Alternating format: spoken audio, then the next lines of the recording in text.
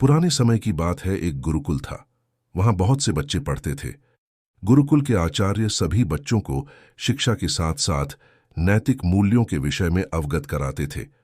उसी गुरुकुल में तीन गहरे दोस्त बन गए थे, श्याम, जुगल और प्रकाश। तीनों की दोस्ती बहुत गहरी थी। पूरे गुरुकुल में उनकी दोस्ती के किस्से मशहूर थे। गुरुजी भी उनकी दोस्ती से बहुत प्रभावित थे। तीनों एक साथ रहते थे, एक साथ अध्ययन करते थे, एक साथ खाना खाते थे। उसी गुरुकुल में एक राजकुमार भी पढ़ता था। राजकुमार अपने घमंड में रहता था। वह तीनों को बहुत नीचा समझता था। एक बार आचार्य जी ने सभी विद्यार्थियों को बुलाया और सभी को एक छोटे से पहाड़ के पास ले गए। उसके बाद उन्होंने कहा, जो भी विद्यार्थी ऊपर तक चढ़ जाएगा उसे इनाम मिलेगा। सबसे पहले राजकुमार ने कहा, गुरुजी, सबसे पहले हमारा हक बनता है, हम पहले चढ़ेंगे।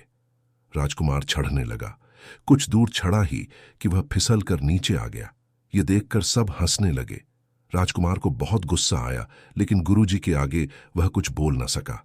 उसके बाद बारी बारी से सभी छात्रों ने कोशिश की, लेकिन जो भी चढ़ने की कोशिश करता फिसलकर नीचे आ जाता था। सबसे बाद में उन तीनों दोस्तों का नंबर आया। तीनों ने आपस में सलाह की, श्याम, देख, जुगल की पकड़ अच्छी है, वह चढ़ सकता है। अगर हम तीनों कोशिश करेंगे तो कोई नहीं चढ़ पाएगा। हम एक काम करते हैं, मैं और श्याम नीचे से सहारा देंगे।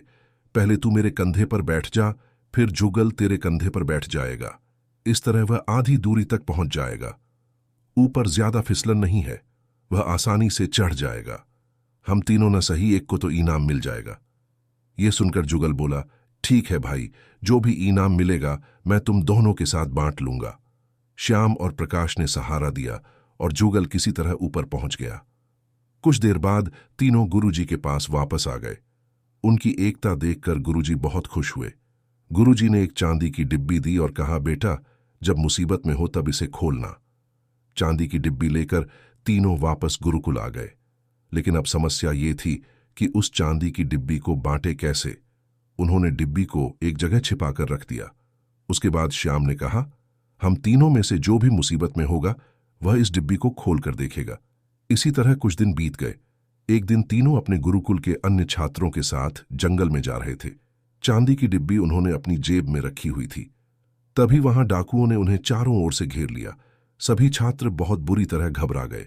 डाकू उन्हें बंदी बनाकर ले जाना चाहते थे। तभी उनकी नजर राजकुमार पर पड़ी। राजकुमार को उन्होंने पकड़ लिया, जिससे वे राजा से मोटी रकम सोना चांदी लूट सकें। बाकी सबको छोड़ दिया। राजकुमार बुरी तरह रो रहा था। कोई भी उसकी मदद करने के लिए नहीं आ रहा था। जब वे राजकुमार को ले जाने लगे तब श्याम ने चांदी की डिब्बी उनकी ओर फेंक दी।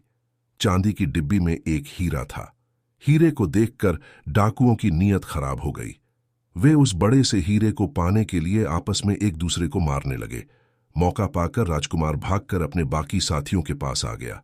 वे सभी भागकर गुरुकुल पहुंच गए। उधर हीरे के चक्कर में सारे डाकू मर गए। राजकुमार ने श्याम, जुगल और प्रकाश से माफी मांगी। उसके बाद उन्होंने अपने पिता राजा को सारी बात बताई। राजा ने तीनों को अपने राजमहल में बुलाकर सम्मानित किया।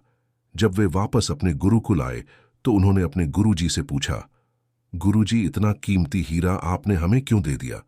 ये सुनकर गुरुजी हंसने लगे और बोले, बेटा, वह केवल एक कांच का टुकड़ा था जो बिल्कुल हीरे जैसा दिखता था। उसका कोई मोल नहीं था, लेकिन वह अनमोल भी है क्योंकि उसने तुम सबकी जान बचा ली और तुम्हारे दुश्मन को सदा के लिए खत्म कर दिया।